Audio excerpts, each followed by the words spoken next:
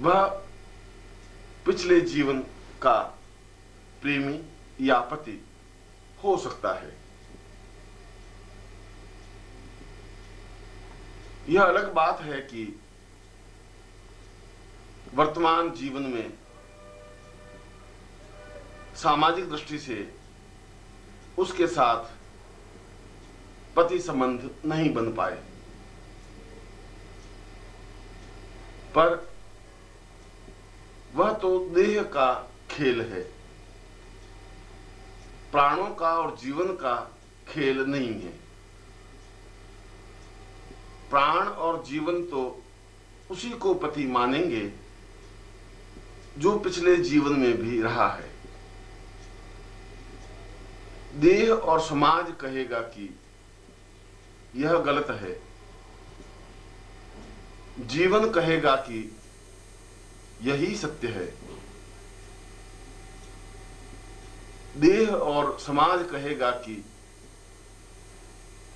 यह सामाजिक मान्यताओं और मर्यादाओं के विपरीत है। पर यह समाज तो देह से संबंधित है और देह के साथ ही साथ सामाजिक मर्यादाएं भी समाप्त हो जाती हैं। इसलिए जब समाज कहता है कि जो व्यक्ति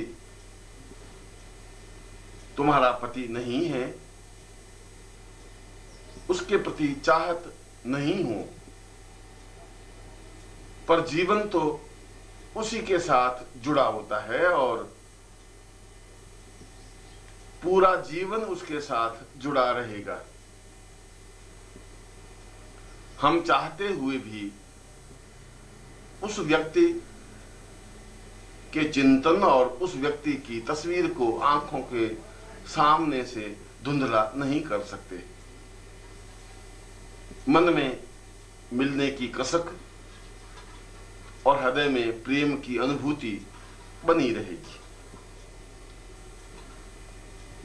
मन बराबर उसको ही पति मानेगा। लज्जा और सामाजिक मर्यादा बीच में आकर जरूर खड़े होंगे, जरूर बीच में व्यवधान पैदा करेंगे, जरूर हमारे पांव रुक जाएंगे।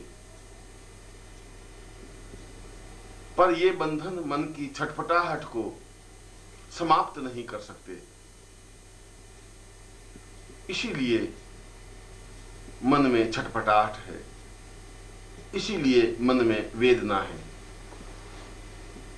इसीलिए पति या पत्नी के बीच मधुरता या आत्मीयता नहीं है, इसीलिए किसी अन्य पुरुष या स्त्री के प्रति अपनत्व और आत्मीयता है।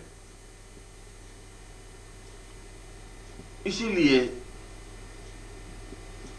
जो वर्तमान जीवन में सामाजिक संबंधों से पति पत्नी मित्र पुत्र पुत्री या अन्य संबंध हैं उनमें प्रगाढ़ता नहीं है। इसीलिए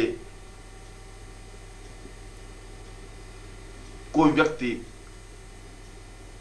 जिस पर हम विश्वास करते हैं वह धोखा दे देता है। हो सकता है कि पूर्व जीवन में आपने उस व्यक्ति को धोखा दिया हो और इस जीवन में उसने वापस बदला लिया हो। इसीलिए पुत्र सामने तन कर खड़े हो जाते हैं। इसीलिए घर का वातावरण अच्छा और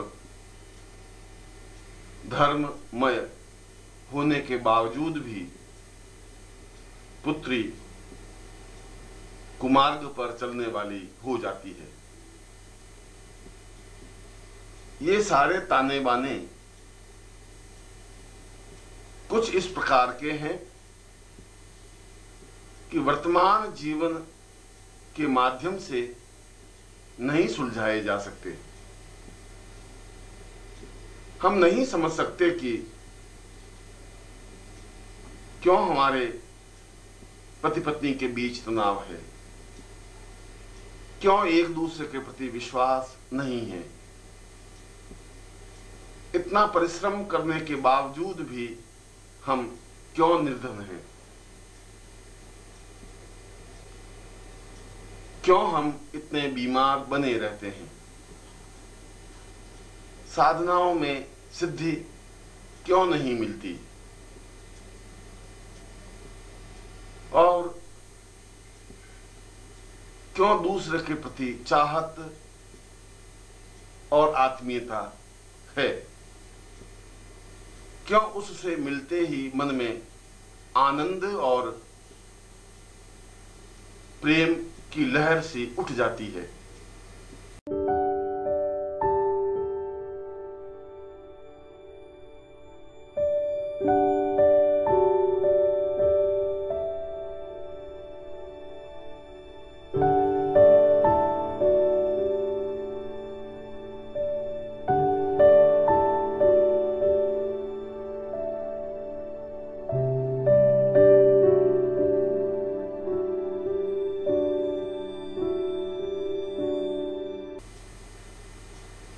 क्यों हर क्षण उसकी छवि आंखों में ही बसी रहती है। ये प्रश्न वर्तमान जीवन के हैं, पर ये तभी सुलझ सकते हैं जब हम इन लोगों, इन संबंधों को पिछले जीवन से देखें।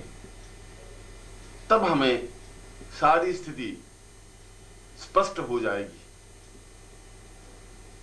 तब हमें मालूम पड़ जाएगा कि यह पति मेरा पति नहीं है, यह संबंध मेरे संबंध नहीं है। इसके लिए तो हमें उस साधना रहस्य को ढूंढना होगा जिसके माध्यम से पिछला जीवन देखा जा सकता है। अब यह तो स्पष्ट हो गया कि हमारे वर्तमान जीवन के सुख दुख पर, वर्तमान जीवन के संबंधों पर पिछले जीवन का प्रभाव रहता ही है, और उसी वजह से संबंधों के निर्वाह होते हैं। देह से भी जीवन ज्यादा प्रामाणिक और मूल्यवान होता है। इसलिए पिछले जीवन का पति ही सही अर्थों में पति माना जा सकता है। सामाजिक मर्यादाएं कुछ भी कहती हों, पर उन संबंधों को भी नकारा नहीं जा सकता। जब तक उन संबंधों को जीवित नहीं किया जा सकता, तब तक सुख और आनंद की उपलब्धि नहीं हो सकती। और जब तक जीवन में आनंद और सुख नहीं है, तब तक जीवन का कोई मूल्य और महत्व भी नहीं है।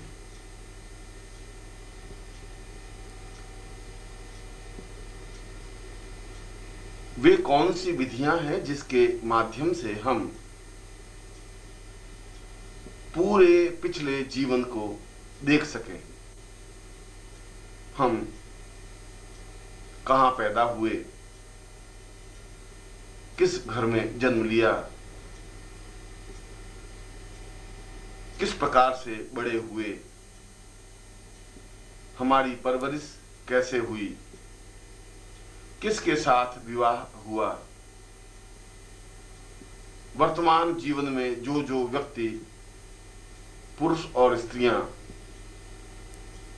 हमारे संपर्क में हैं,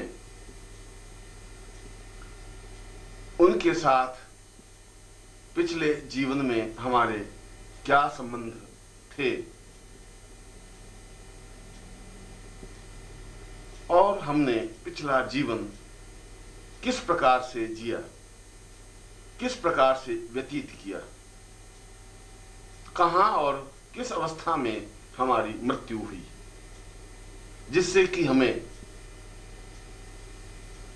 इस वर्तमान जीवन को, इस वर्तमान देह को जन्म धारण करना पड़ा। वर्तमान जीवन को पिछले जीवन से जोड़ना आवश्यक है, तभी तो वर्तमान जीवन की समस्याओं का समाधान हो सकता है। अन्यथा कई कई समस्याएं हमारे सामने उपस्थित रहती हैं और उनके उत्तर हमें नहीं।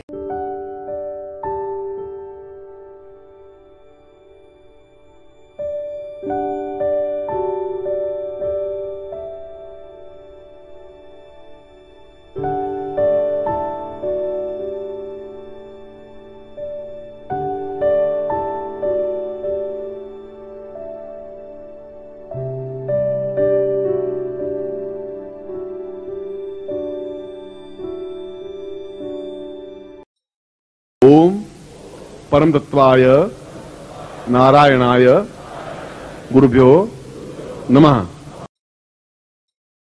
ओम ह्रीं मम प्राण देह रोम प्रतिरोम चैतन्य जाग्रय ह्रीं ओम नमः। ओम भूर्भुवः स्वः तत्सवितुर्वरेण्यं भर्गो देवस्य धीमहि धियो यो नः प्रचोदयात्।